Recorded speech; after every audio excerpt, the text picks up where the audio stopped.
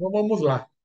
Então, sejam todos muito bem-vindos, todas muito bem-vindas. Nossa aula magna da pós-graduação em Engenharia de Software. O tema dessa aula, projeto de software na era do fluxo contínuo.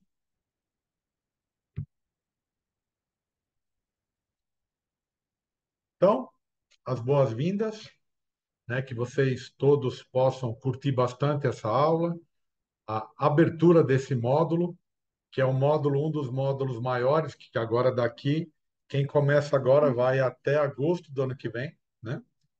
É um Mas prazer, parece longe, mas é logo ali. passa muito rápido, né? Um ano que passa muito rápido. Então, é um prazer receber todos os novos alunos. Quem está pelo Zoom, quem estava no YouTube, nós convidamos para vir pelo Zoom.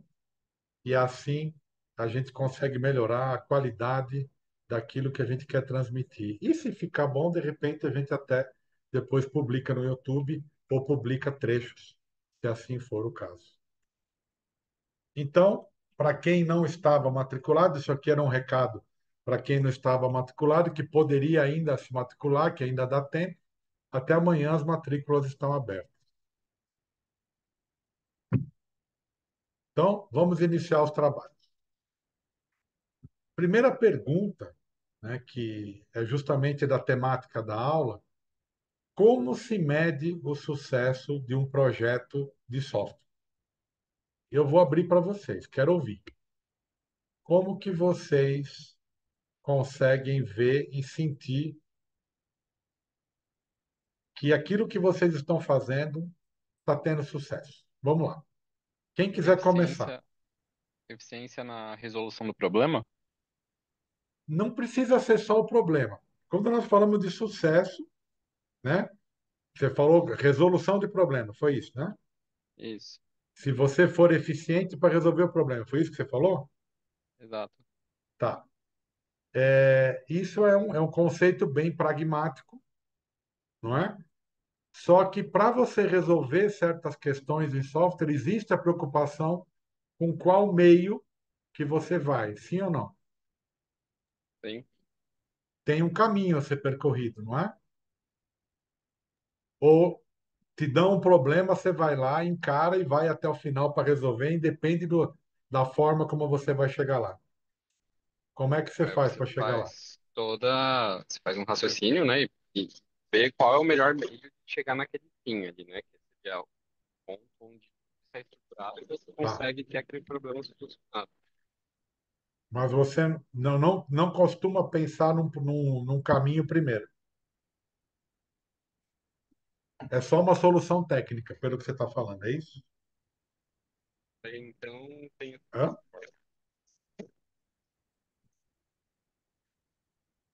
Não. Se você falou, não te ouvi, Matheus. pegado o problema. Está picotando. Está cortando bastante, Pri.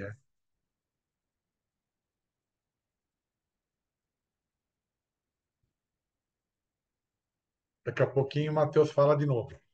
Quem mais? Jonathan, como é que você resolve os problemas? Não, desculpa. Como que você mede o sucesso do teu projeto na sustentação? Quando deu pouca porcaria, funcionou, tá bom, é isso? Através dos monitoramentos só. Só? E isso já é Só. sucesso? Sim, tem que manter funcionando tudo. Bateu algum alerta vermelho ali, já tem que tratar já. Tá, Aí a gente faz o levantamento de demandas para o time de desenvolvimento fazer os ajustes, né? Mas a princípio não tem muita gestão, não. tá bom. Érico?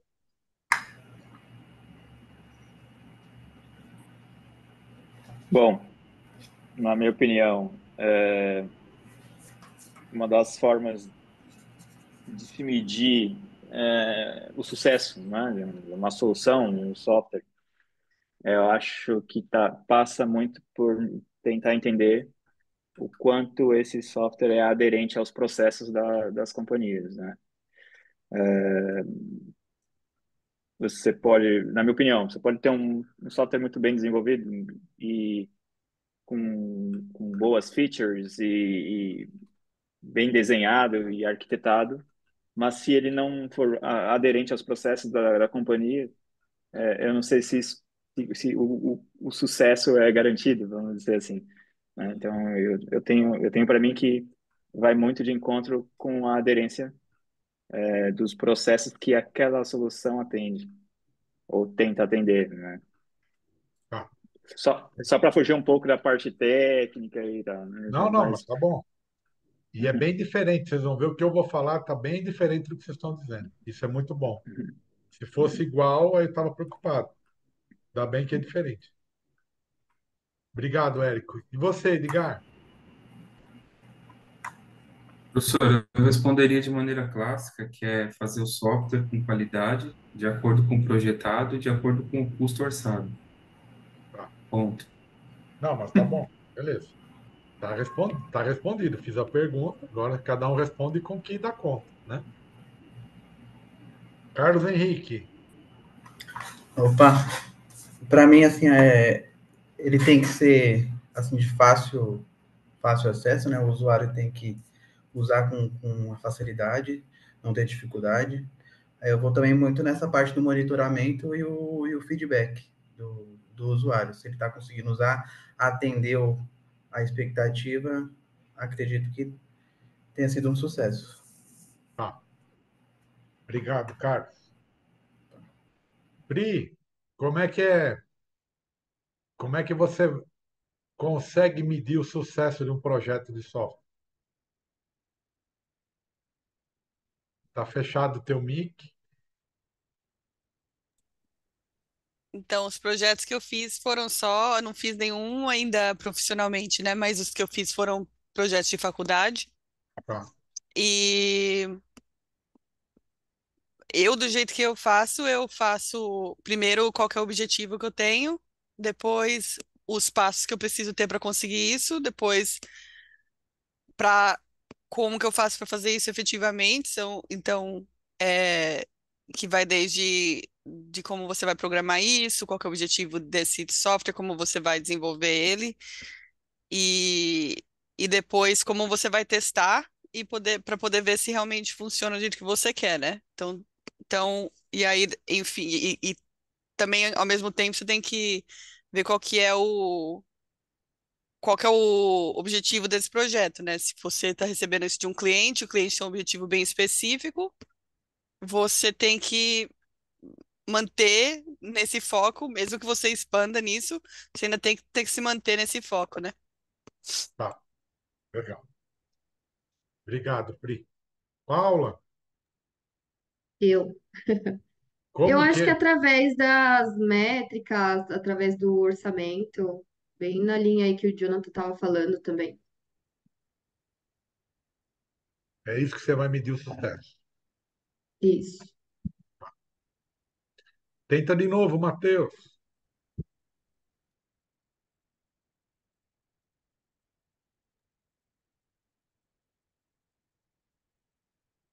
Ouve.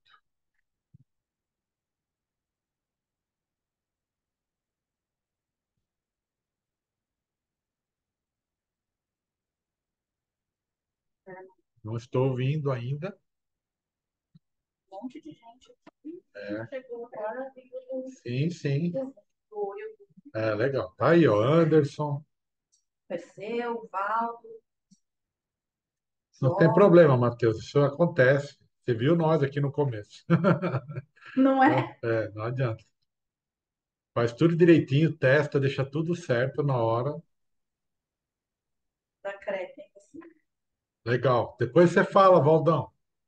Quero que você fale também. Vamos lá.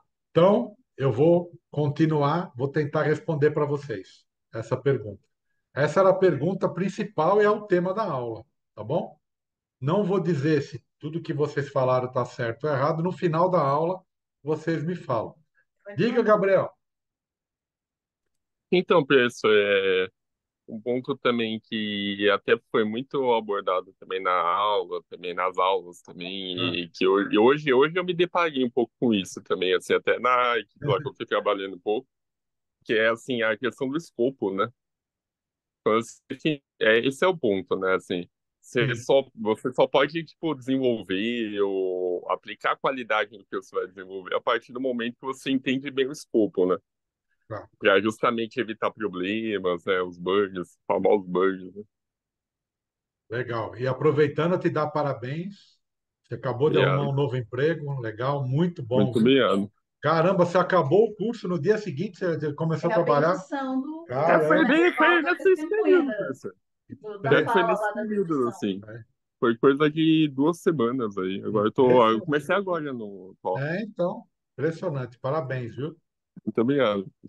Então vamos lá, vamos para os slides. Então, respondendo à pergunta, como se mede o sucesso de um projeto de software? Então, uma maneira tradicional de medir o sucesso de um projeto de software é avaliar o seu cumprimento de escopo, prazo e orçamento. Quando nós falamos em gestão de projeto, nós falamos de tripla restrição. Anotem isso: tripla restrição. Escopo, tempo e custo. Quem teve aula de gestão de projeto comigo na graduação ouviu, e agora quem vai ter a aula de gestão de projeto com o Speed vai ouvir de novo. Só que olha lá, mas essa visão é muitas vezes limitada. Caramba, e agora? Ferrou, né? Porque eu estudei PMBOK 2, 3, 4, 5, 6 e era assim. E agora, logo no PMBOK 7 não é mais assim? Gente, não é mais assim. Então, por isso a importância dessa aula de hoje. Para vocês colocarem a seta para a direção correta, para onde vocês têm que, de fato, se preocupar. Então, para expandir essa análise, vamos olhar os dados do último, como eu gosto de chamar, Chaos Report, uma pesquisa global realizada pelo Standish Group, que avalia milhares de projetos de software ao longo dos anos, e vários países. Então, não é só Estados Unidos ou só Brasil, é um pouco do mundo. Então, toda vez que eu falo desses números, e eles variaram bastante, de 95 até 2021, que foi o último relatório. Então, segundo os resultados mais recentes, apenas 36% dos projetos de software são considerados bem-sucedidos, ou seja, entregues dentro do prazo, do orçamento e com as funcionalidades esperadas. Só 36%. E os outros 64%, que é o que a gente chama de fracasso. 19 falham completamente, 45% são entregues com problemas, seja de atraso, de orçamento estourado, de funcionalidade incompleta. Esses números nos mostram a realidade dos projetos de software no mercado atual. 2021 está muito ainda atual. Mas espera um pouquinho. 2001 foi o Manifesto Ágil. 2021, 20 anos depois do Manifesto Ágil, em 2001, esse número era mais ou menos, deixa eu ver, perto de 70 e poucos por cento de fracasso. Era 79, 78, quase 80% de fracasso. E agora, 64%. Em 20 anos, nós não melhoramos 20% das entregas que nós fazemos. Quero olhar nos olhos de vocês. Parece aceitável isso? Não, Não parece aceitável, né? Porque quem está colocando dinheiro no projeto, quem está investindo, vai investir em algo que tem uma probabilidade muito maior, um risco muito grande de dar errado. Quem colocaria dinheiro para investir num projeto que tem chance de dar errado, ou quem escolheria uma profissão que poderia dar errado, que poderia atuar e ter problema? O que vocês acham? É difícil, não é? Sim ou não? Sim, bem difícil. Com certeza. Ixi. Esse relatório, ele sempre foi muito questionado. Muito. Não foi questionado um pouquinho. Sempre foi muito questionado. Por quê? Porque ele expõe as nossas feridas. Antigamente falava assim: ah, não, mas porque não tem agilidade, é método tradicional. Eu vou falar durante a aula um pouco de tudo isso, mas já vou dizer para vocês: muita gente que falava mal do método tradicional nunca sequer nem usou o método tradicional. Nunca usou nenhum método. E não sabia nem por onde medir. Essa que é a grande questão. Tá bom? Então, eu vou seguir com as explicações e eu espero que vocês curtam tudo que nós estamos falando aqui. Teve mais alguns alunos que acabaram de chegar. Sejam bem-vindos. Então, vamos lá. Continuando. Quais são os 7 motivos, entre vários, eu escolhi 7 para falar. Para não falar o relatório todo, porque é muito grande. Então, os 7 motivos de sucesso. Quem me conhece sabe que eu sempre começava falando do fracasso. E dessa vez, já faz algum tempo que eu estou mudando minha abordagem para falar do sucesso primeiro e depois tratar o fracasso. Por quê? Porque o fracasso, o número está muito grande há tantos anos, então vamos começar a olhar para as coisas que a gente faz certo, aperfeiçoar, e aquilo que a gente não faz certo, vamos tratar. Não tem outro jeito. Não adianta só ficar falando que o número é grande, é grande, é grande e a gente sofrendo. Não resolve, né? Então, motivos para o sucesso. Com base no Chaos Report, alguns dos principais fatores que contribuem para o sucesso do projeto de software incluem envolvimento do usuário. Então, quando fala de envolver o stakeholder, não é só trazer o stakeholder para participar do projeto, é envolver mesmo, dar opinião, falar o que ele precisa, o que ele sente, qual a percepção que ele tem, e não simplesmente, eu vou levar um envolvido para o projeto e ele não pode falar, não pode isso, não pode aquilo, não sei o que lá. Todos os projetos de consultoria que eu vou fazer, sempre a primeira confusão é essa. Tem que trazer o cliente próximo. E nem toda empresa quer, nem toda empresa aceita. Até hoje, isso é quase que inadmissível, tem empresa que não envolve os clientes que estão fazendo o projeto para eles. E eu me lembro uma vez, eu não vou falar, vou tentar não falar nomes, que eu sempre falo. Eu cheguei numa empresa que eu estava fazendo consultoria com um diretor e um gerente da empresa que era cliente deles, e eu cheguei com eles na reunião. O presidente da empresa botou a gente para fora. Falou: vocês não vão participar da reunião. Como assim? Ele falou: quando estiver pronto, vocês vão saber. Eu falei: mas eles são os interessados, eles precisam falar o que eles precisam, os impactos que as coisas que não estão funcionando estão trazendo para eles. Falou: se a gente não. Aí o presidente da empresa falou assim: se a gente não soubesse o que tem que ser feito, nós não estávamos aqui. Eu falei: engraçado. Faz 10 anos que você tenta atender seu cliente correto e você não consegue. Então, você está sabendo disso? Como que você está sabendo? Né? Então, sempre esse choque. Ah, mas mudou. Não mudou, gente. Não mudou. É muito difícil. Não estou dizendo que lidar com o cliente é fácil. Não estou falando que é simplesmente é só trazer e está tudo bem. Não. É difícil, dá trabalho. Quando é uma empresa, uma soft house, é uma empresa. E quando é uma empresa grande que tem TI? O cliente é o cliente interno. É a área de negócios, é a área comercial. É fácil lidar com pessoas de outra área? Não. Se eles não têm, então, noção do que é a nossa área, eles têm menos noção. Isso não torna dispensável a presença deles.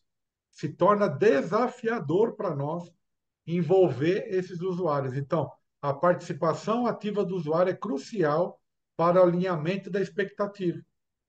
Que quem vai dizer se aquilo que você está entregando agrega valor, se você está entregando valor ou não, é teu cliente. Simples assim.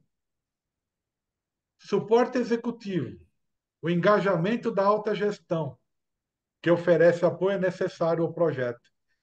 Projeto que não tem apoio da alta gestão, simplesmente não funciona. O projeto, e qualquer projeto, ele tem que ser de cima para baixo, top-down. Quando é feito um projeto bottom-up, de baixo para cima, pode ter rejeição, a alta direção pode não aceitar, e você ter muita dificuldade para convencer de que aquilo é bom. Então, toda essa articulação tem que acontecer antes. Suporte executivo, né, que é o engajamento à alta gestão, escopo claro e definido. Um escopo bem delineado evita mudanças inesperadas e facilita o gerenciamento. E cuidado, quando falava do método cascata, era assim: o cara ia fazer o escopo, ele ficava 6 meses escrevendo o documento de escopo. Quando ia para fazer a modelagem do projeto, aquele escopo já estava vencido, já estava ultrapassado. É isso que não serve. Não quer dizer que você não tem que ter escopo. Procure no manifesto ágil onde está escrito que não tem que ter escopo, que não tem que ter um desenho, um projeto, que é para ir fazendo que nem doido. Não está escrito para fazer isso. Então, durante a aula, nós vamos discutir um pouco mais sobre isso. Então, escopo claro e definido. Continuando. Equipe habilidosa. Ter profissionais competentes e capacitados no time técnico é um diferencial. É óbvio que você tem que ter talentos técnicos para poder ter uma boa solução, seja em qualquer área que for que você estiver trabalhando, não só de software. Expectativa realista, metas viáveis ajudam a manter o foco e a produtividade. Meta viável é meta com métrica. Anotem aí no caderno de vocês ou no bloco de notas. Meta viável é uma meta com métrica. Se você não consegue medir, a tua meta pode não ser tão realista quanto você acredita que seja. Comunicação efetiva. Uma das partes mais importantes da vida em qualquer segmento é a comunicação. Então, comunicação efetiva, a troca clara e constante de informações entre os envolvidos garante que todos estão alinhados. E essa comunicação também tem que ser apoiada por ferramentas de colaboração, por exemplo, um SharePoint ou qualquer repositório de conhecimento, é extremamente importante. A agilidade na execução. Processos ágeis possibilitam ajustes rápidos conforme as necessidades mudam. Então, quando você usa agilidade, o que mudou, você já tem um feedback rápido e já faz o ajuste. E não você vai fazer 6 meses um projeto de escopo, mais 6 meses um projeto de modelagem. Quando vai entregar, já mudou tudo. Então, não é que você não tem que fazer. Você tem que fazer mais curto, tudo mais curto, tudo unidades menores, para poder ser validado, verificado e validado rapidamente. E os 7 motivos de fracasso? Quais são? Requisitos mal definidos. Quem tem o meu livro sabe que esse é o primeiro risco que foi apontado lá em 2003, quando eu comecei a fazer o estudo de risco. Então, a falta de clareza nos requisitos causa retrabalho e desvio no projeto. A falta de envolvimento do usuário, a ausência de feedback constante resulta em um produto que não atende às expectativas, porque se você deixar crescer muito, quando ele for dar o feedback, já tem muita coisa para consertar. E aí já perdeu o controle. Falta de comunicação, falhas de comunicação podem gerar mal-entendidos e conflito entre as equipes, que nem é comum, né? Imagina se fosse. Recursos inadequados, orçamento e equipe insuficiente são causas frequentes de atrasos e falhas. Então, você tem um orçamento restrito ou você tem uma equipe muito restrita. Eu vejo equipes, às vezes, de 2, 3 pessoas tocando uma fábrica, 2, 3 pessoas tocando uma empresa grande, e um banco, e carregando todos os tipos de piano, deixando as pessoas doentes, porque não tem divisão de papel, não tem planos, não existe, né, nenhum tipo de trabalho, nenhum tipo de organização. Falta de alinhamento com o negócio, quando o software não atende diretamente às necessidades da organização, o valor do projeto é perdido. Então, sempre você tem que ter nos seus mapas o quanto aquele requisito soma, o quanto aquele requisito representa algum valor. Se ele não representa valor, um grande valor, ele tem que ser priorizado para depois e fazer primeiro aqueles que têm o maior valor logo de cara. Falta de gestão de riscos. Olha, quem está falando não sou eu, hein? É o próprio relatório. Ignorar potenciais riscos pode resultar em problemas não previstos, que atrasam o projeto. Então, a gestão de risco, quando eu fiz o mestrado, eu coloquei no meu livro que 18% das empresas no Brasil faziam gestão de risco. E 82% não. Olha como o número quase bate com o número de fracassos. Então, não é uma coisa que dá para provar, mas é uma coisa que dá para fazer uma correlação. Olha, se fizesse a gestão de risco, poderia melhorar bastante. Isso também consta no relatório. Mudanças constantes no escopo também está no meu mapa, no meu framework de risco. Então, o famoso scope creep leva ao descontrole do projeto e compromete a entrega. Aqui, essa palavra, né, vamos dizer assim, do escopo descontrolado, feito de forma balbúrdia, né, de forma de não ter nenhum tipo de controle. Isso significa que é quase não ter escopo. Então, quando usa essa nomenclatura, é normalmente porque eu já estou desconsiderando que foi feito algum tipo de estudo sobre isso. Olha, não tenho, estou levando o projeto do jeito que dá. E para onde vai, então, essa medição do sucesso? O Standish Group indicou que este pode ter sido o último Chaos Report, já que, com a crescente adoção das metodologias ágeis e DevOps, a ideia de projetos com começo, meio e fim bem definidos está sendo substituída por fluxos contínuos de desenvolvimento, onde o sucesso deve ser medido de forma diferente.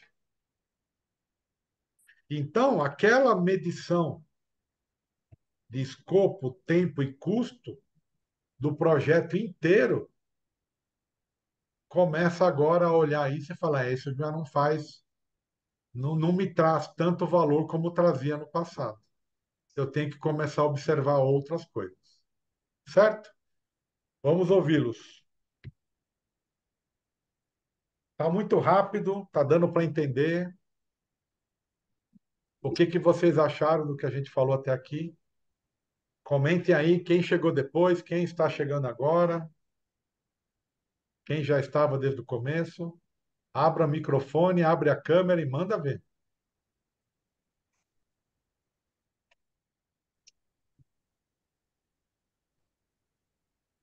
Não está rápido, Pri? Não?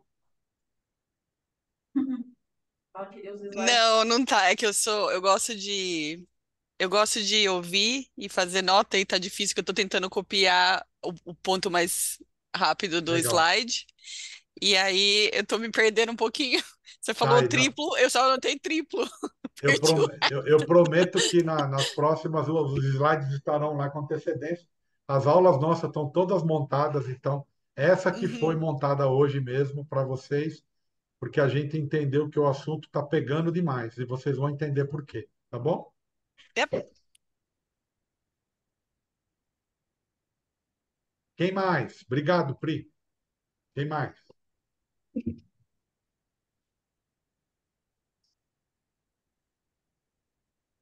Faz sentido, gente? Sim. Sim, faz sentido, sim. Sim? Vocês, alguém Esse, quer falar alguma coisa que vive isso na empresa, por favor? esses pontos que você passou, principalmente dos fracassos, a gente passa constante. Legal. Lá a gente atende cliente interno, né, como o senhor disse. E aí muitas vezes a falta de comunicação, definição de escopo, isso atrasa o projeto, às vezes quando sobe também, sobe com alguma coisa que não foi informado anterior. Tá. Então, são pontos bem interessantes mesmo. Legal. Olha lá, o Matheus está dizendo. Lê aí para mim, amor. Faz sentido, professor. Estamos entrando em metodologias ágeis aqui, justamente para melhorar os processos internos do setor que estou trabalhando. Legal. E não quer dizer que só porque vai começar vai melhorar. Que fique bem claro isso, tá, gente? Porque se fizer coisa errada, vai dar tudo errado. Tá? E aí não adianta falar que o método ágil não serve, que é o que já está acontecendo. Boa noite, professor. Boa noite, Márcio. Saudade. Tudo bem? Tá também. E aí, tá tudo bem? Tudo bem, graças a Deus. Posso falar um case rapidinho? Sim, eu quero primeiro falar, tua esposa tá bem, as crianças? Então, todo mundo bem, crescendo, estão bonitas que só elas. Então tá bom, assim que é legal. Isso que é bom. Sim. Diga aí, vá. Uma foto dela. Opa! Um cliente meu estava com um projeto rolando há uns 8 meses, né? E faltando, acho que 1 mês e 40 dias, um mês e 30 dias, não, 1 mês e 15 dias para o Go Live. A PMO saiu de férias e aí foram ver como é que estava o projeto, tudo sem nada definido. Aí me chamaram e falou, pô, chama o Márcio que ele é raposa, tem um buraco e sai no outro. Aí eu cheguei no projeto, pedi a documentação, falei, tá, cadê a documentação? Ah, tem esse fluxograma aqui, fluxograma bem péssimo, assim. Falei, pô, 8 meses de projeto, só tem um fluxograma? Porque 50, o usuário muda 1950. toda hora. Não, o usuário muda toda hora que ele quer, então nunca dá para definir tudo e tal. Falei, cara, chama o pessoal de projeto, vamos montar uma documentação aqui. Em 2 dias eu fiz caso de uso com eles, diagrama de sequência, fiz um bisage ali completo. No outro dia, chegou a gerente de projeto de férias. Ela olhou para o que eu fiz e falou assim, não, peraí, o que é isso? Eu falei, documentação, não tem nada documentado. Ela falou, não, já passou o tempo isso aqui, vamos direto para programação. Aí eu olhei e falei, olha, desculpa, mas eu não trabalho assim. Se não tiver documentação básica, como que você vai passar uma coisa para o programador fazer? Ela falou, não, eles vão se virar e vão fazer aparecer na hora. Eu falei, tá, então não sou eu que vou conduzir. Dei um passo para trás e fiquei observando. Chamaram os programadores na reunião e falaram, vamos ver aqui, pessoal, o que a gente vai fazer aqui nos campos, o que a gente vai definir, e foram definindo na hora. Uma das frases do programador foi assim, gente, mas peraí, vocês não têm documentação disso aqui? Aí ela falou, não, vamos fazer aqui agora já o que vocês querem fazer. Aí a empresa que estava desenvolvendo falou, não, vou fazer uma documentação e mandar para vocês. Fizeram a documentação. No meio do caminho, falaram assim, peraí, mas isso aqui, vocês definiram? Não, ainda não definimos. Ah, não, pô, vocês têm que definir isso daqui, não dá para passar sem isso. Aí ela falou, não, define vocês aí. Quando ela falou isso, eu saí da reunião e saí do projeto. Sim. Aí, quando entrou em Go Live no projeto, deu tudo errado. O sistema que era para entrar não entrou. Estão correndo atrás do rabo até hoje, faz 3 meses já. E o sistema Sim. não entrou em Go Live. Pois é. E Tudo isso aí que é não tinha uma coisa documentação. assim, nós vamos tratar esse assunto, como a gente já não está transmitindo mais para o YouTube, nós vamos trabalhar a noite toda nesse assunto, tá? Agora tirei o pé, não vou precisar me preocupar com outros horários, nós vamos seguir essa aula só desse assunto todo. E eu gostaria que vocês que chegaram, ficamos todos juntos até o final, tá bom? Obrigado, Márcio. É a realidade. Infelizmente, é o que a gente sabe que acontece, mas por que que as pessoas ignoram isso, eu não sei. Tá bom? O que É, elas veem. fracasso. Fracasso. Hã? Só o fracasso que vem pela frente. O que que as pessoas ganham fazendo isso, eu não sei. Sinceramente, eu não sei. Bom, alguém mais quer falar ou eu posso continuar?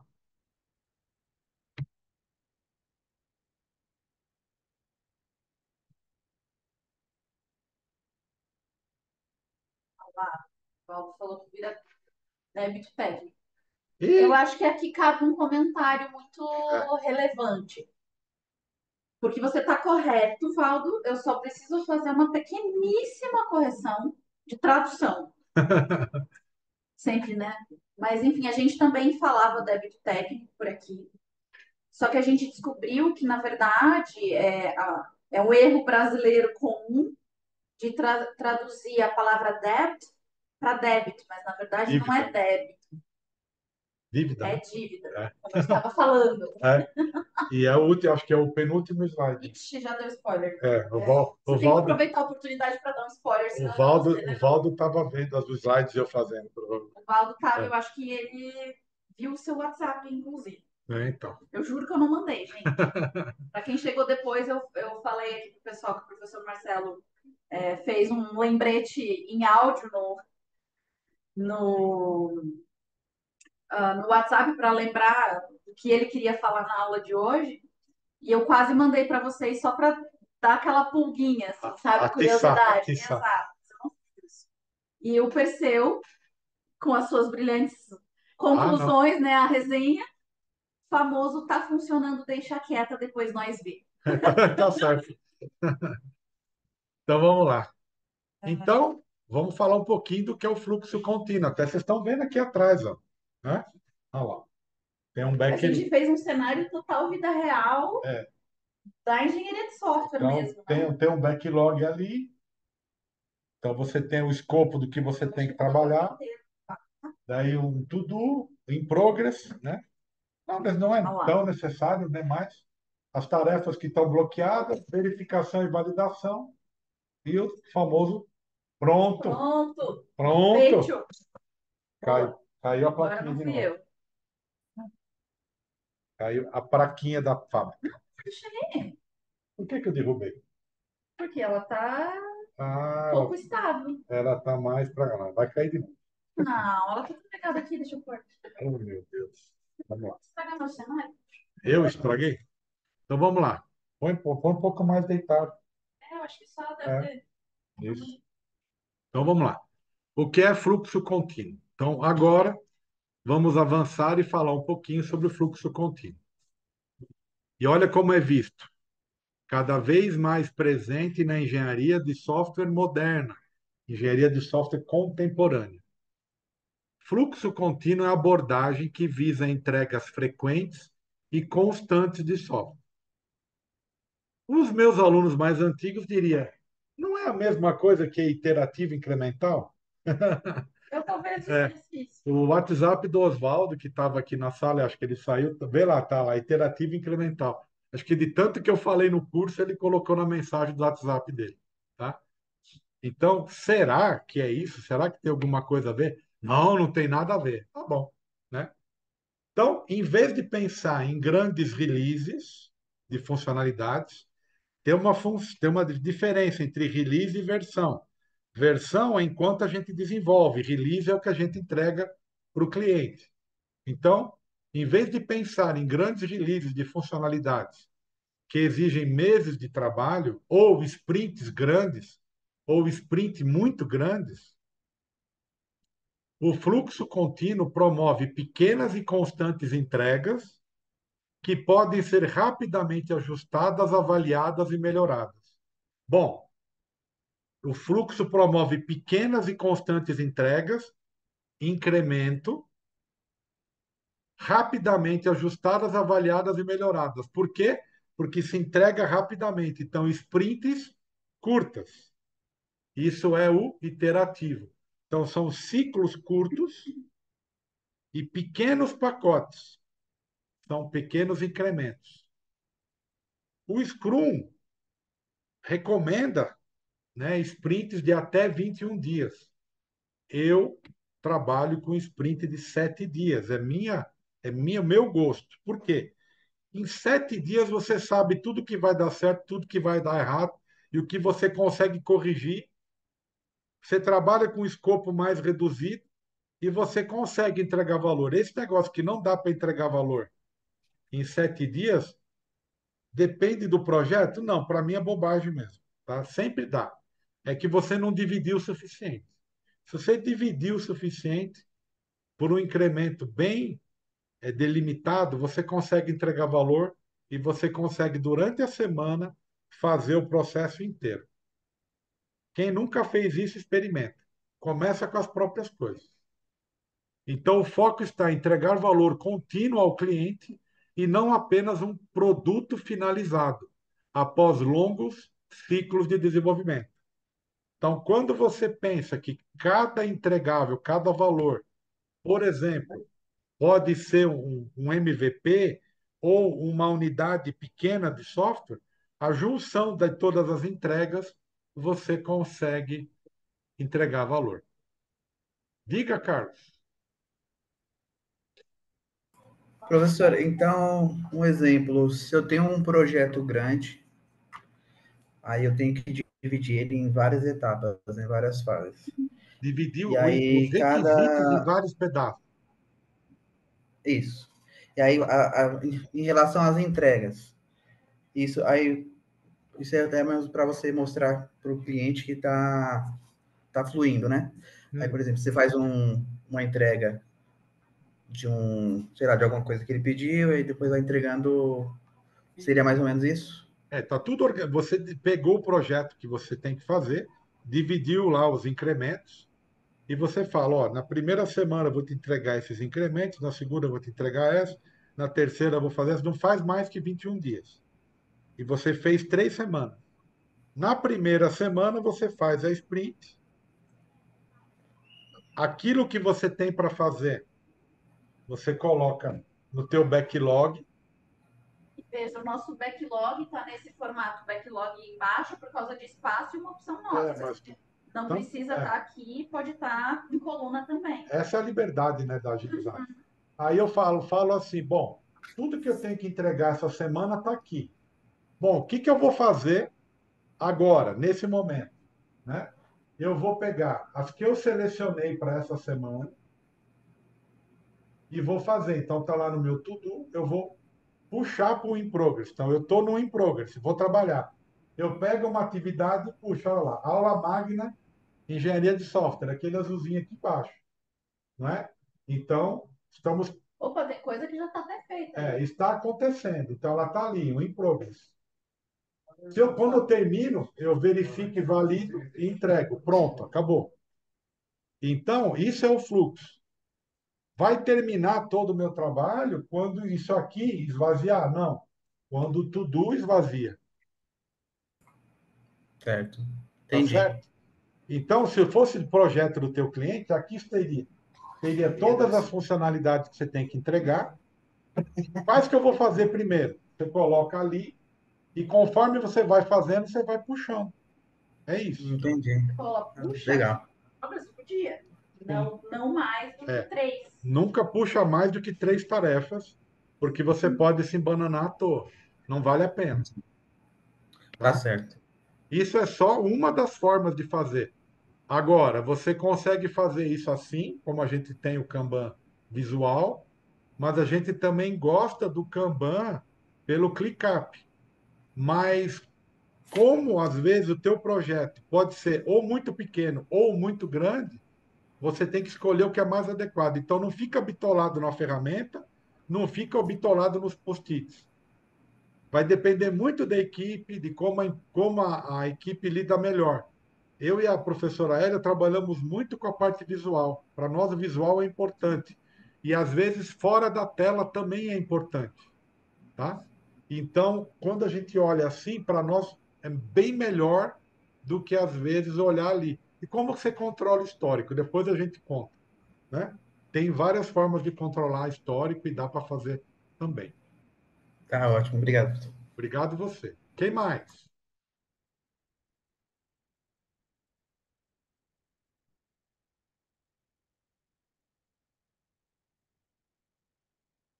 Ninguém tem mais nada para falar?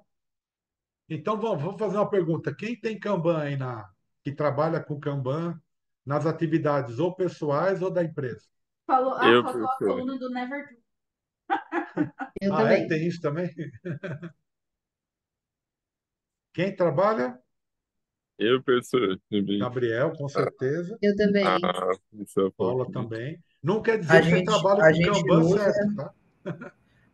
a gente usa, só que não é essas ferramentas que você disse.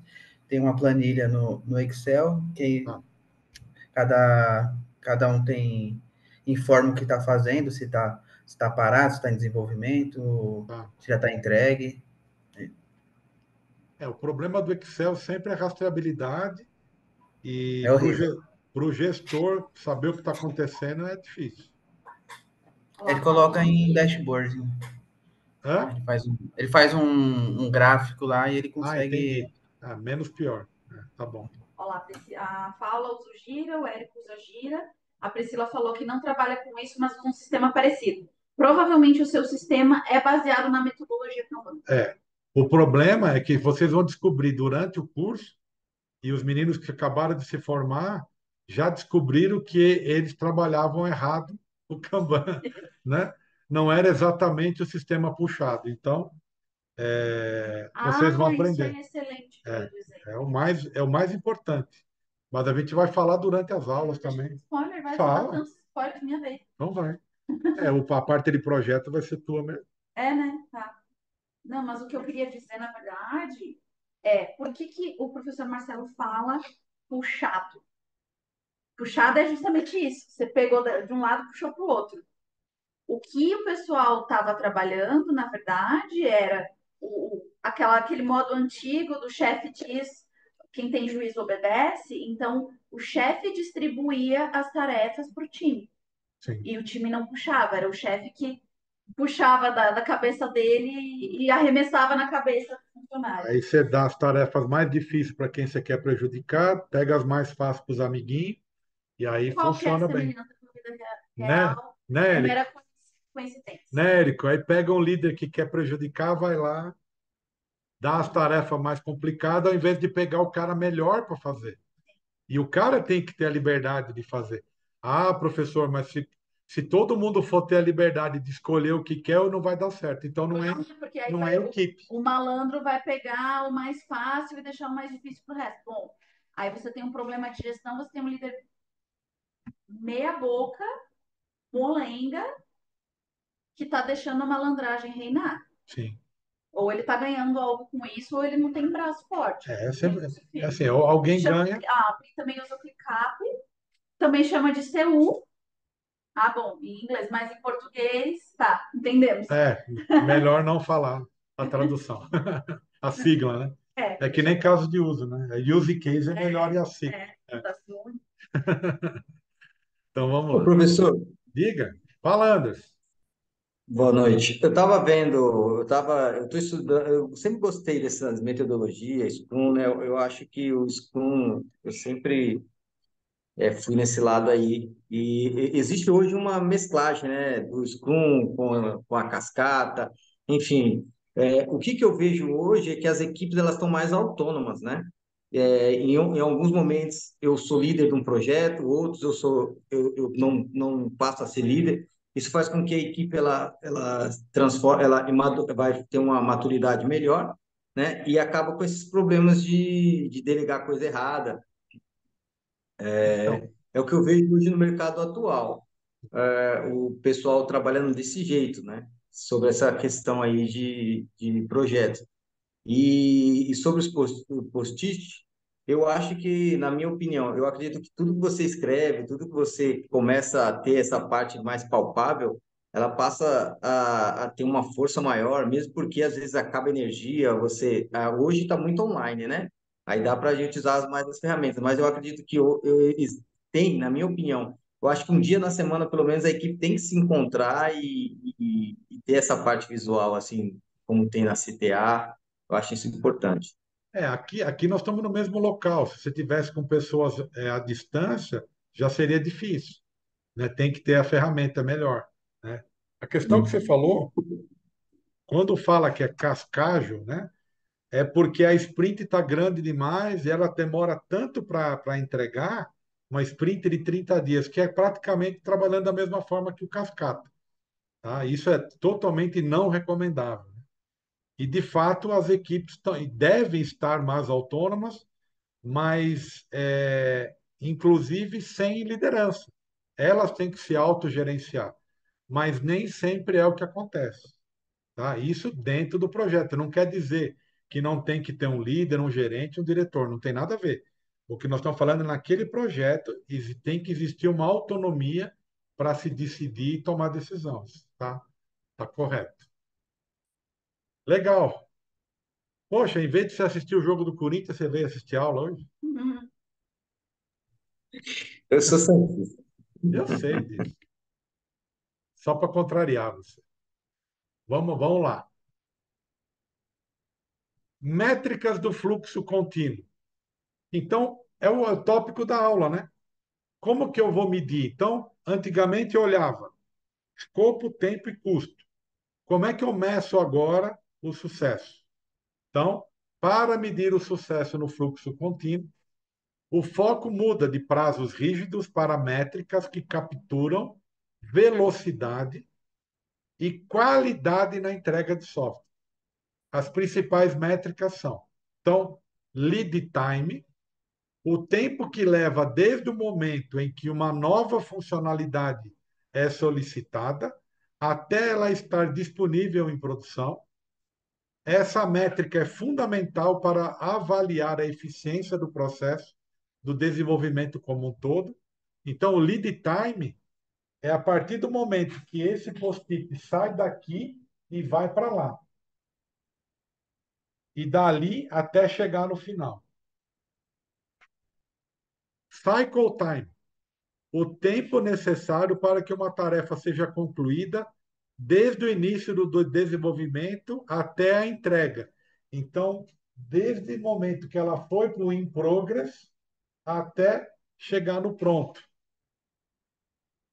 Perceberam? É isso que a gente vai medir.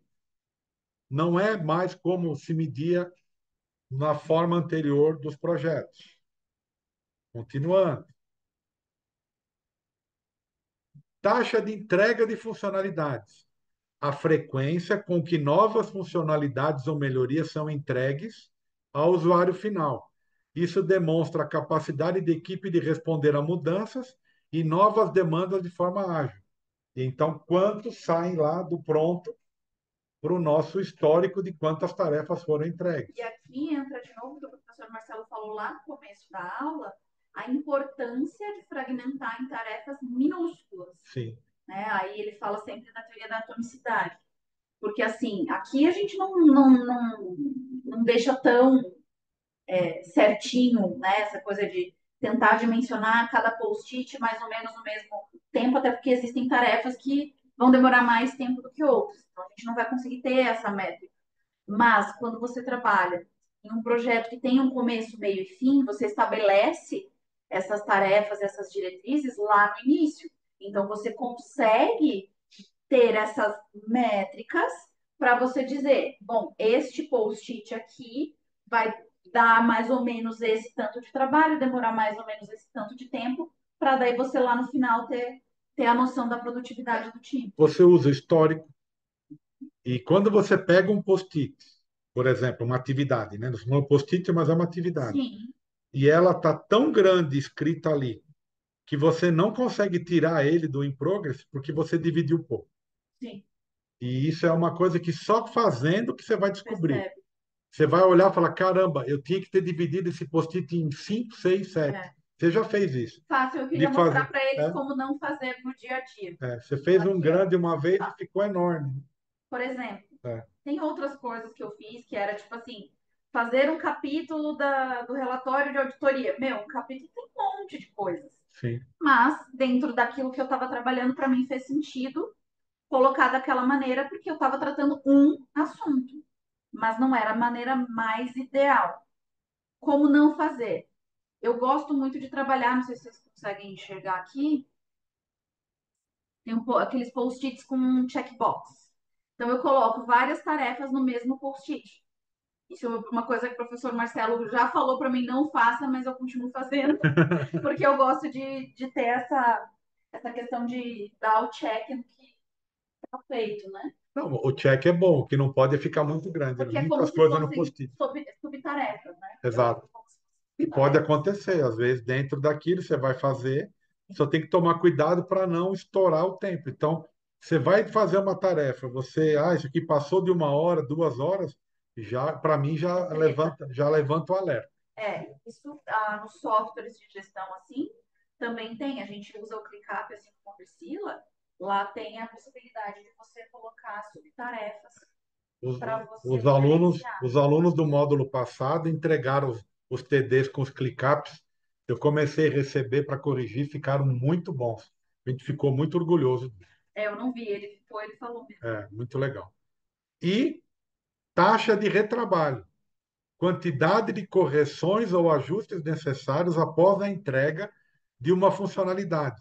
Altas taxas de retrabalho indicam problemas na qualidade ou na comunicação do requisito. Imagina que você entregou e, em vez dele estar pronto e implantado, ele volta. Volta em que formato? Como alteração, como bug, e ele volta. E você tem que medir. Então, a medição do sucesso é dessa forma. Por isso que você mede, como foi falado ali, qualidade e o quanto varia para fazer e quanto para entregar. Certo? Feedback do usuário, uma métrica qualitativa mais essencial. O nível de satisfação e o retorno dos usuários quanto às funcionalidades entregue ajudam a garantir que o software está atendendo às necessidades do negócio e do cliente final. Então, sem feedback, você não sabe como as coisas estão andando. Essas métricas permitem que o desempenho do processo. Gabriel caiu. Essas métricas permitem que o desempenho do processo de desenvolvimento seja avaliado de forma mais contínua e adaptável, aliando-se ao conceito de melhoria contínua que permeia o desenvolvimento ágil e o DevOps.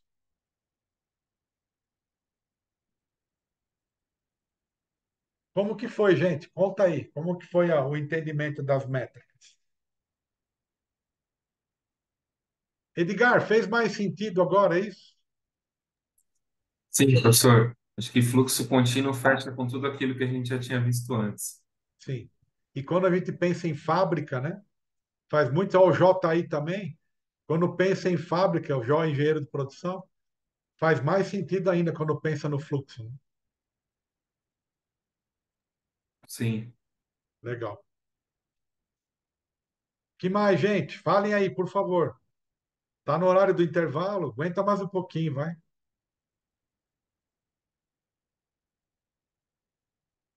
Mais uma Eu, pessoa antes de eu seguir mais um tópico, vai. pronto. Professor, Diga. uma coisa importante também, que é, digamos, tarefas e subtarefas, na minha opinião, é definir os critérios de aceitação de cada tarefa, né? Sim, Os, os critérios de aceitação também são muito importantes para que a gente dê que essas tarefas realmente foram concluídas, né? Ela tem que ter atingir aqueles critérios de aceitação e isso sim, garante que essa tarefa também não volte para trás Enfim. Perfeito. É isso mesmo. E você lembra da onde vêm os critérios de aceitação, Érico? Da Bom, onde vem geralmente essa quando se escreve. teoria? Hã? Não, de onde vem eu não me lembro. Eu sei que é uma coisa muito usual para quando Sim. se escreve as histórias de usuários, né? Quando se escreve uma história de usuário, obrigatoriamente você precisa definir um critério de aceitação para que, pronto, você tenha parâmetros para definir se realmente foi atingiu ou não atingiu, né? Os critérios de aceitação que o Érico está dizendo faz parte do processo de validação. E isso vem lá do CMMI e do RUP. E isso foi herdado para todas as outras metodologias, porque como você diz que aquele requisito foi cumprido? Foi através dos critérios de aceitação. Perfeito. Muito bom. Então, eu falei que só mais um, né? Então, com essas câmeras fechadas eu vou começar a abrir. Só que o meu sisteminha em Delphi abre a câmera e você acha que está fechado. Cuidado. É, vamos lá, então. Críticas à agilidade. Eu quero fazer essa parte antes do, do intervalo. Ou vocês já estão cansados? Não, pode ir. Podemos? Podemos? Legal. Então, críticas Pode ir, à pode ir. agilidade. Falhas e discussões.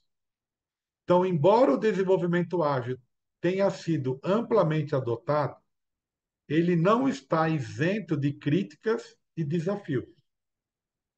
Recentemente, um estudo provocou grande debate ao apontar que projetos utilizados, práticas ágeis, projetos utilizando práticas ágeis têm uma taxa de falha de 268% maior do que aqueles que seguem metodologias mais tradicionais. E agora? Lá no Moodle vai estar todas essas referências, tá? Não se preocupem com isso, tá? Eu vou passar não só o PowerPoint, mas vai estar também todas essas referências para vocês pegarem os artigos e aprofundarem. Não quero que ninguém fique no raso só, tá? Não que o que nós estamos falando é raso, porque aqui é uma discussão muito ampla, mas eu vou liberar todos os links da aula de hoje para vocês. Esse estudo, conduzido pela consultoria Engeprax, levantou questionamentos sobre a efetividade real do ágil, sugerindo que ele pode falhar em entregar resultados consistentes, especialmente quando requisitos não são claramente definidos desde o início. O Márcio está aí ainda? Tô, professor, tô aqui. Aí, Márcio, então tinha que entregar esse relatório para aquela gerente de projeto lá, Minimamente. tá? Então, quando alguém fala que o cara está usando o ágil e ele entrega a chance de falhar é 268% maior, quer dizer que estão fazendo tudo errado, né? E estão culpando o ágil já. E nem demorou tanto. Foi só 20 anos. Já começou a também bater na agilidade. E como quem tem aula comigo há pelo menos esse período, sabe que eu falava isso. Ou façam direito, porque vão começar a bater no ágil do jeito que bateram no CMMI, no RUP. E o problema sempre é do outro, nunca é nosso. É sempre do outro. Ou mesmo da Né? tecnologia. A gente Não ontem, é. de madrugada, indo para casa, a gente estava falando sobre isso. É mais fácil culpar uma metodologia, uma tecnologia, do que admitir que tem seres humanos que estão se aproveitando Sim. dessas mesmas coisas Não, para se esconder e não assumir a própria responsabilidade por prejudicar a vida não dos dá para outros. provar, né? Então você acha que é o outro. Vou É o criar outro. uma narrativa que a culpa é minha e coloco onde eu quiser, né? Exatamente. Fatores críticos apontados. Preste muita atenção nessa parte 3, tá? Ela é chave para a aula toda. Falta de especificação clara. Um dos problemas mencionados nesse relatório é a ausência de especificações gerais e requisitos não funcionais bem definidos. Então, funcionalidades, regras de negócio, e requisitos não funcionais, performance, sistema operacional, memória, não definidos. As pessoas focam tanto as regras e esquecem do resto, tá? Então, esse é o primeiro ponto. Em muitas implementações ágeis, as user stories tendem a focar apenas no comportamento funcional, deixando de lado aspectos importantes como segurança, escalabilidade, confiabilidade. Então, na matéria de requisitos, eu ensino que você tem que fazer requisitos com as histórias do usuário, mas você tem que ter um plano também para falar da segurança, para falar de outras coisas. Senão tudo vai para o brejo. Ah, põe tudo na nuvem e esquece. Será? Será? Põe tudo na nuvem e esquece?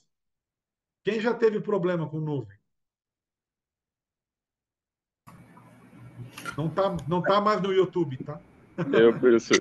Então, Que na certo? empresa também teve um problema com a nuvem, e aí, enquanto a empresa não resolvia, ficou algumas horas sem sistema. Então, pois é. Não é O só problema colocar e tá comum, tudo certo. Professor, Pode falar. a questão da escalabilidade e a proteção é uma coisa muito importante para agregar valor também ao projeto, né? Principalmente para o cliente, né? Existem empresas, Anderson, que elas têm uma infraestrutura pequena. Então, ela entende que se ela terceirizar, então faz a escala. Não, vou colocar, em vez de ter meu servidor aqui, eu vou pôr no servidor na nuvem. Em vez de eu colocar, eu ter que me preocupar com a segurança, vou confiar na nuvem da segurança, na segurança da nuvem. E aí você terceiriza. E isso não quer dizer que está garantido. Quer dizer que também tem que ter um plano. Nessa empresa que agora em julho eu e a professora Elia vamos fazer auditoria, nós falamos muito sobre isso. Eles têm as coisas funcionando tanto dentro como na nuvem, mas eles têm bastante dificuldade para elaborar política de segurança, planos de segurança, nem interno e nem o que está externo. Então, é muito perigoso.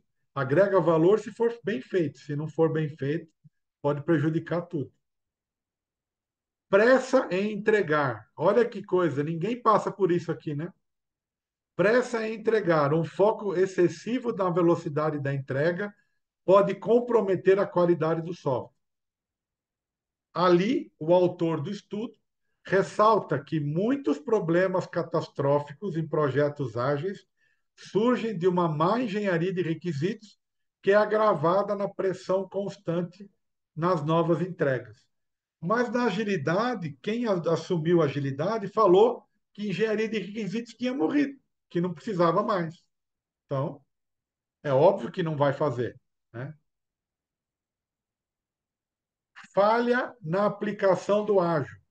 Coautores do Manifesto Ágil, como John Kern, criticam a maneira como o ágil tem sido implementado em muitas organizações, argumentando que o foco excessivo em frameworks e produtos rígidos contraria o espírito original da metodologia, que deveria ser mais adaptável e menos dogmática.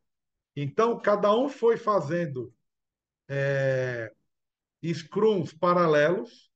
Nós já desenhamos aqui, vocês vão ver por esses dias uma publicação. Pode falar, meu amor? É o Franken Scrum. Nós que a Elia fez Mostra pra ele, deixa eu uma ver. imagem, compartilha. Deixa eu abrir primeiro, vai falando aí. E aí eu dou já faço. Você pode fazer. Você faz, você fez a imagem. Não, fala, vai Você falando enquanto explica. eu abro. Ah, tá. Então dá para. Então agora nós vamos ter o Franken Scrum. Ah, já abriu. Vamos lá. Só achar o fundo. Muita janela. Franken Scrum. Já tinha ouvido falar Franken Scrum? Sim ou não? Vocês vivem isso, vocês só não sabem. Paula, você já usou o Franken Scrum? Ah, com certeza. Aí, ó. Esse é o mais usado. Antigamente eu falava balbúrdia, né? Agora é o Franken Scrum, olha lá. Todo mundo é chefe. Tem um monte de chefe. O PO é chefe, Scrum Master é chefe, Tech lead é chefe, tudo O chefe. SQA é o sujeito que atrapalha. Sujeito que atrapalha, SQA. Estão vendo aí ou não? Sim. Coisa no chat. O Matheus escreveu realidade corporativa. Né? Aí tá todo mundo na reunião lá e assim, Frankenstein é aqueles monstros querendo sugar. Reunião para marcar a próxima reunião, reunião para marcar a próxima reunião. É isso, mais reuniões infinitas. Aí o incremento do produto é uma caixinha de surpresas. O sprint, o backlog é infinito. Coloquei Né? isso? Acho que não, né? Você colocou infinito em reuniões ali. Reuniões, mas o backlog também. O backlog. Não, na verdade, não tem sprint backlog. Tem Pra o quê? backlog da vida, né? Sprint é o mês, gente. 30 dias, Não, tá senhor, bom? 2 meses. 2 meses. Né? Respeita. Ah, entendi. Tá. Planejamento de sprint é para inglês ver. Para quê, gente? Faz aí, né? Eu quero é código, né? Eu quero é código. Tá chegando a hora de mostrar esse vídeo. Daqui a Como diz pouquinho. o teu amigo lá, não Daqui a importa se pouquinho. o pato é macho, Eu quero ovo. Né? Legal. Beleza, era isso. Esse é o Franken Scrum. Espere os próximos. Olha lá, Franken Scrum é onde o Scrum Master vira Scrum Master? Não entendi. Não, o Scrum Master é o chefe. O Franken Scrum é onde o Scrum Master é chefe. Ele não é o cara que lidera, que orienta, é o chefe. É o chefe.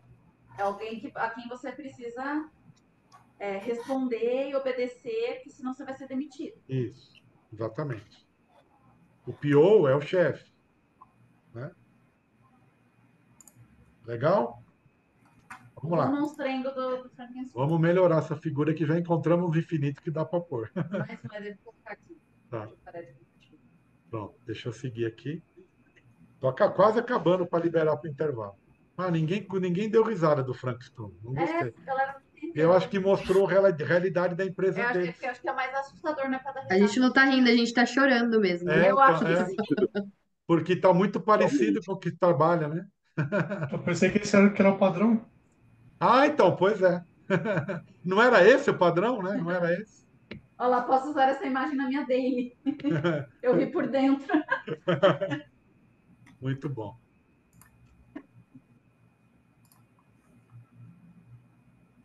É triste, porém verdadeiro.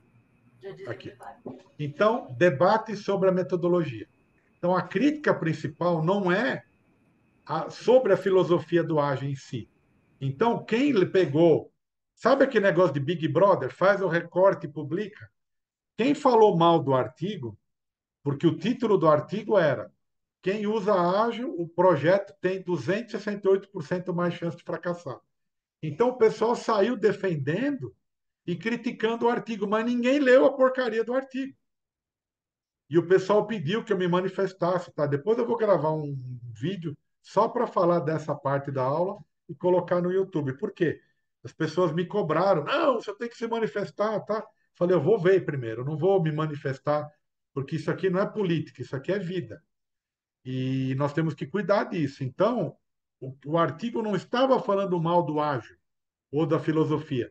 Estava dizendo que as pessoas estão implantando o ágil de forma errada. E isso é verdade, porque aí é o que eu estou falando há quase 20 anos. Então, para mim, bateu. Então, eu concordo. Tá? Tem sido aplicado de forma superficial ou inadequada. Tem muitas empresas, gente, que só mudou a nomenclatura. O cara era programador, agora é dev. O cara era gerente, virou PO. O cara era isso, não sei o quê, só foi mudando os nomes, continua trabalhando igual. Aí, em vez de falar equipe, fala que squad, que é mais bonitinho, né? Então, quer dizer, cuidado, tá? Tem que fazer as coisas direito. Muitos especialistas, incluindo o Kern, defendem que o ágil foi mal interpretado ao longo dos anos e que a falha está na implementação dogmática de frameworks como o Scrum ou o Kanban, em vez de uma adoção genuína da mentalidade ágil. Quem tem os livros do Uncle Bob, e está aqui, e eu já li todos, eu vou dizer para vocês, toda vez que alguém vai apresentar algo sobre agilidade ou Scrum, primeira coisa que o cara desce o pau nos métodos clássicos, no cascata, arregaça. Pega o livro do cara que criou o ágil e vê se ele fala isso. Ele fala, não é tão ruim assim, não. Então, quer dizer, parece que sempre tem que criar alguém para combater. Cuidado, que esse ser combatido pode virar o próprio Scrum. E é o que nós estamos lutando aqui para que isso não E aconteça. quando eu falo dos perigos das narrativas, É é isso. emocional, né? É nós versus eles. Isso. Nós contra eles. Então, quem que eu tenho que bater para eu sobressair como herói? Que problema que eu tenho que arranjar para fazerem o que eu quero que façam? Perfeito. Para vender a solução. São esses cuidados que são necessários para não cair fria e ser manipulado. E para Portanto, não ser manipulado. portanto, ao discutirmos o futuro da engenharia de software e a aplicação de metodologias ágeis, é essencial compreender esses desafios e críticas para evitar a adoção de soluções superficiais e garantir que a agilidade seja utilizada de maneira eficaz e adaptada ao contexto de cada projeto. Então, não quer dizer que ela, pelo contrário, ela não é rígida, ela pode ser adaptada. Só que ela tem que, o primeiro princípio que não pode ser violado é da agilidade, da liberdade. Certo? E aí, nós terminamos aqui antes para o intervalo.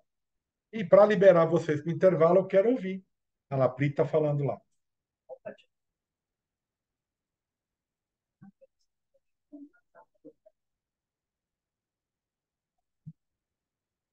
iPhone do Gabriel. O Gabriel está sofrendo com a internet dele lá. Toda vez que passa um trem em Pilar do Sul, passa em cima do cabo da fibra do Gabriel. Aí cai. Entendeu? Então, professor, eu estou em São Paulo. Então é por isso. Que bom. Opa, boa noite, pessoal. Boa noite. Boa noite. Boa noite. É o Gabriel, pela voz é do Gabriel Moreno. É verdade. Isso, sou eu mesmo. Aí, bem-vindo. A gente nem conhece a voz dos alunos. Faz tanto pouco tempo, né? Pois é, né? A gente foi lembrado esses dias. Eu mostrei o tamanho do livro que eu fiz você resumir. Para IA. Isso, o tamanho do livro, esse livro me dá pesadelos. Pequenininho, né? Bom, você se Pequenininho. beneficiou, isso que importa. Fala, meu amor. Com O certeza. Paulo falou que o padrão é não ter padrão. E a Priscila falou, então, na Falei verdade... errado. Na verdade, o que eu quis falar foi o seguinte, que, pelo que eu entendi dos três tipos de metodologia, né? Independente, lógico que o flow parece ser uma coisa mais, não simples, mas uma coisa mais organizada, né? Olhando assim, só olhando nos princípio. gráficos, sim, só olhando nos gráficos assim, o fato de você poder ter subtarefa, para mim já é um pouco mais fácil de organizar e até para poder gerenciar quem vai cuidar de que parte, como se estivesse dividindo tarefas, né? Sim. Então, basicamente, independente de qual metodologia for usada, se você não usar certo, dá tudo errado, né? Não tem como querer que dá certo se você usar o princípio errado, né? Sim. A professora Ellie e eu defendemos uma coisa que, como é que você chama lá no direito? Que a teoria, como é que você falou ontem? Sim. É que não é que eu defendi. Mas uma coisa que no direito a gente usa muito. Nós temos as teorias clássicas, as teorias críticas e as teorias mistas. E aí, assim, hoje, o que a gente discutia ontem era que todo mundo acha que só precisa de experiência. Não sei se olha para minha câmera ou para tudo. Tanto faz. E aí, quando você parte desse pressuposto que só a experiência basta, você descarta tudo que existe de aprendizado. Mas no direito a gente tem essa clareza e a gente precisa, mesmo quando a gente não está tratando de disciplinas que são teóricas, filosóficas, que são inexatas, vamos dizer assim, como o direito, você também tem um rol teórico, um rol de experiências do que deu certo, do que não deu certo. Então, você precisa, sim, trazendo de volta o direito, né? Você precisa entender os clássicos para gerar os críticos. Você precisa entender os clássicos e os críticos para gerar uma teoria mista. E para defender uma ou outra, você precisa ter argumento do que é falho em uma ou na outra. E Não adianta você simplesmente, porque eu acho que essa teoria, essa metodologia, ela é muito azul, muito vermelha, muito verde, muito amarela. Ah, porque o meu amiguinho falou que não é legal, porque o meu chefe, a minha empresa não usa. Isso não é argumento. O poder do ser humano, que foi o que a gente concluiu ontem, é o raciocínio. E muitas vezes a gente vê, sabe Deus por quê, né? Por comodidade, que seja, o ser humano abrindo mão da sua capacidade de raciocinar e simplesmente tocando o automotivo aí, o automotor, o automático, e fazendo merda. E aí, esse é o problema. quem vai pagar o preço? Ontem, um exemplo que a gente usou disso foi um episódio que aconteceu umas semanas atrás. Tinha uma promoção no restaurante que a gente gosta, tinha um lanche específico que era leve um, compre um, leve dois. E aí eu cheguei para fazer a retirada do pedido, a menina me cobrou o preço cheio. Eu falei, não, pelo meu cálculo era tanto. Aí ela, putz, eu não sei como é que eu faço isso no sistema. Eu tomei um choque. Eu falei, gente, é matemática básica. Eu falei para ela, é só você dividir por dois o preço. Ela me olhou assim como se eu tivesse falado a coisa mais inovadora e salvadora do universo. Lógico, eu não sei qual foi a realidade dela, se ela teve acesso a estudo, como que era. A gente sabe que brasileiro tem uma certa aversão à matemática e muita dificuldade real, mas assim, aquilo choca, porque você vê no dia a dia as pessoas abrindo mão dessa capacidade de pensar e de concluir as coisas por meio da própria cabeça. Então, precisa vir alguém de fora com a varinha mágica e dizer: ok, meu filho, você pode fazer isso. E é o argumento eu que dou, e quase como se o ser humano esperasse que algum elemento externo desse as respostas, em vez de ele próprio buscar dentro de si, buscar conhecimentos que já estão formalizados, sejam livros, artigos, mentores, mesmo hierarquicamente dentro da empresa, e aí você lendo isso, tecer a crítica, e ainda eu trouxe mais um argumento quanto a isso, da importância não apenas de criticar por criticar, mas do que a gente chama de dialética. Então, você expõe o primeiro fato, a primeira teoria, ao primeiro não. Então, você nega aquilo, você critica. E aí o professor Marcelo trouxe o significado da crítica, que eu já... A crítica, para nós, é uma conferência, uma verificação e uma validação. Só isso. E aí você expõe isso à negação.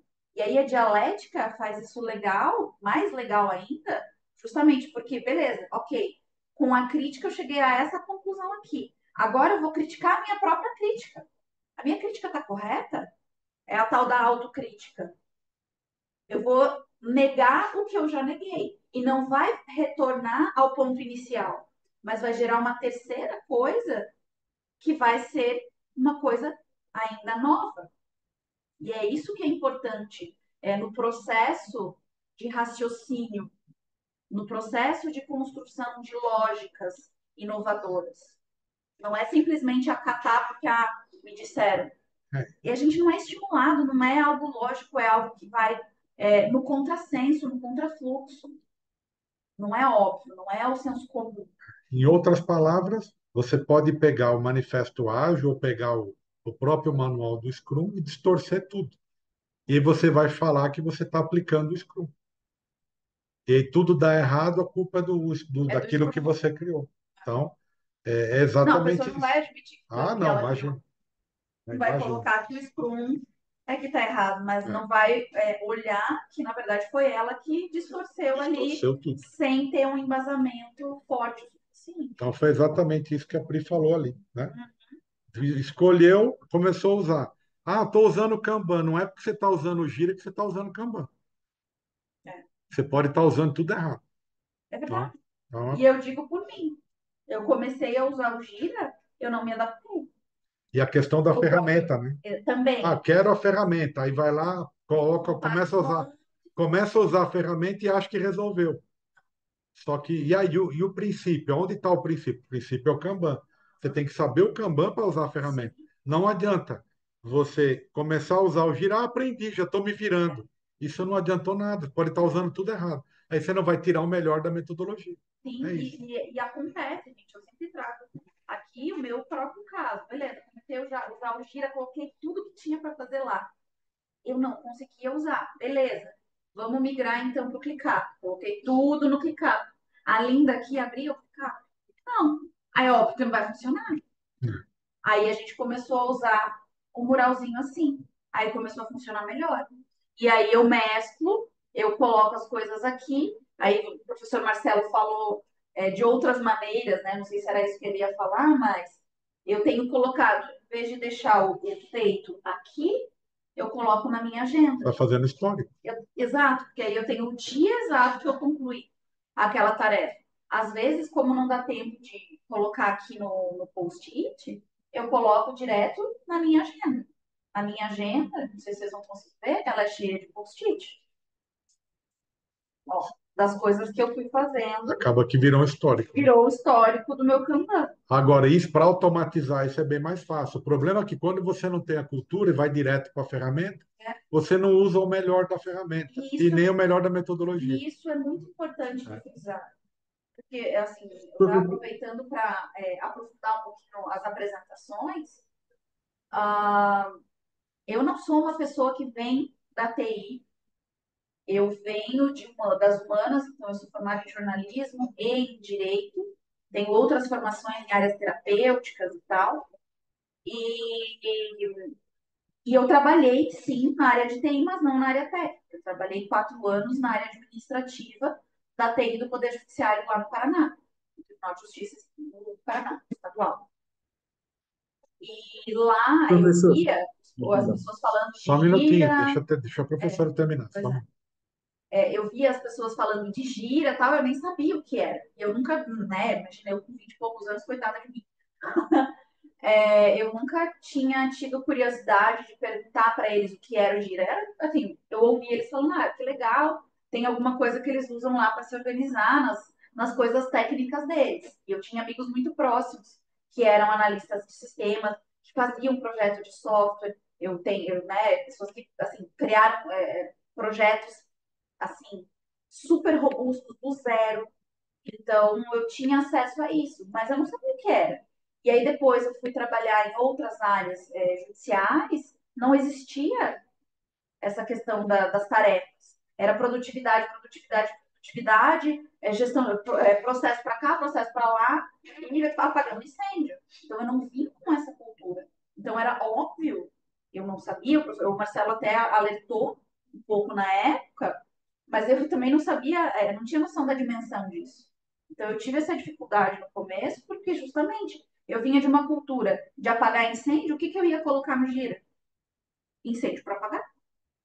E a grande maioria trabalha desse jeito. Uhum.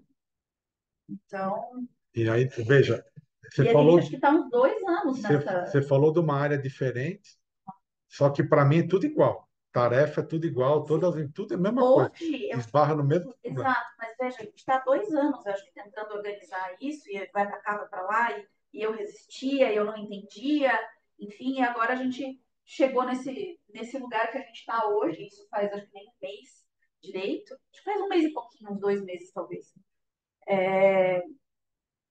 Mas hoje, com a mentalidade que eu desenvolvi de fazer isso do jeito certo, eu consigo ver que era sim possível organizar usando isso, mas eu não tinha conhecimento disso. A única coisa que eu fazia, eu colocava os prazos no calendário do Outlook e compartilhava com a minha equipe, para eles não perderem prazo, de mandar processo para Ministério Público, essas coisas. Agora você vai até querer fazer a certificação do caminho. Talvez sim. É? Agora faz sentido, porque Porque- agora eu incorporei os conceitos, né? O entendimento mesmo, a lógica por trás. Na verdade, você só entendeu como fazer quando você entendeu os princípios. É isso tudo. É isso. Fecha esse Aí, raciocínio. como dizia meu professor, eu ensino os princípios dos princípios. E acho que é isso que eu mais. É? chorar no treino e rir no É o campeonato. mais importante, talvez, de tudo que a gente vai falar na aula é isso. Se você estudar o princípio e entender, qualquer forma de aplicar você consegue. Ah, eu vou aplicar sem princípio. Provavelmente não vai dar certo. Não.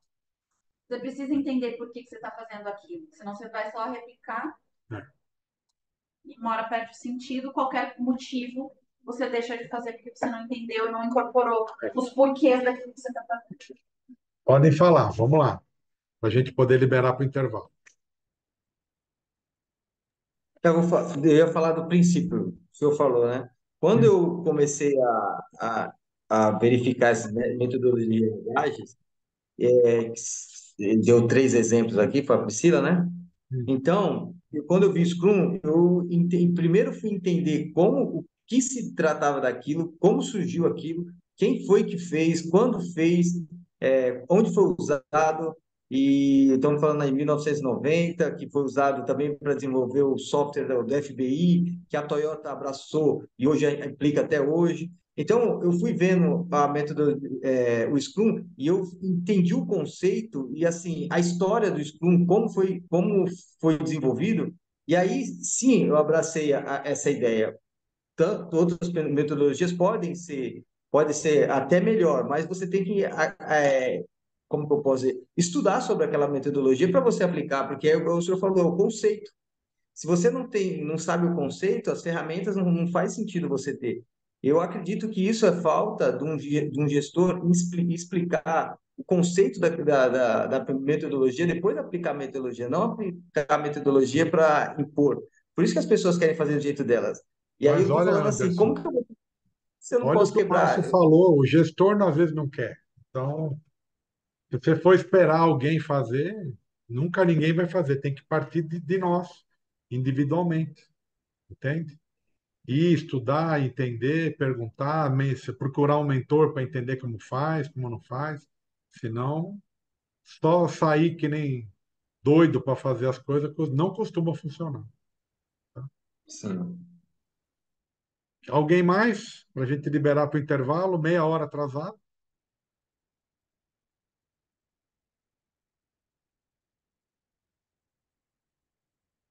Pô, falou de jantar, o pessoal nem vai fazer pergunta. É isso, Walter? O Perseu tinha deixado aqui no comentário. Problema de produção de software é que o Go Horse nunca sai de moda. Isso é Não. verdade. Go Horse é metodologia padrão. Vamos então? No intervalo, gente? Você vai deixar aquela parte para o Horse? É, tem bastante coisa ainda. Tem, né? Tem, bicho. Você se empolgou na produção da aula hoje, né? Não, mas era importante passar isso, que é o primeiro contato, né? Imagina se tivesse tudo isso no YouTube, gente. Sim. Não dava. Então vamos lá, 20 minutinhos para a gente jantar e voltamos. Este bate-link vai ficar aberto Tá? aqui. Vocês podem fechar a câmera, microfone e quando for para voltar, a gente dá um grito aqui. Mais ou menos isso. É, mais ou O menos. pessoal que das antigas já sabe como funciona. Vai ter um voltando. O pessoal depois fica com saudade. É. Beleza? Beijo. Bom. Belezinha.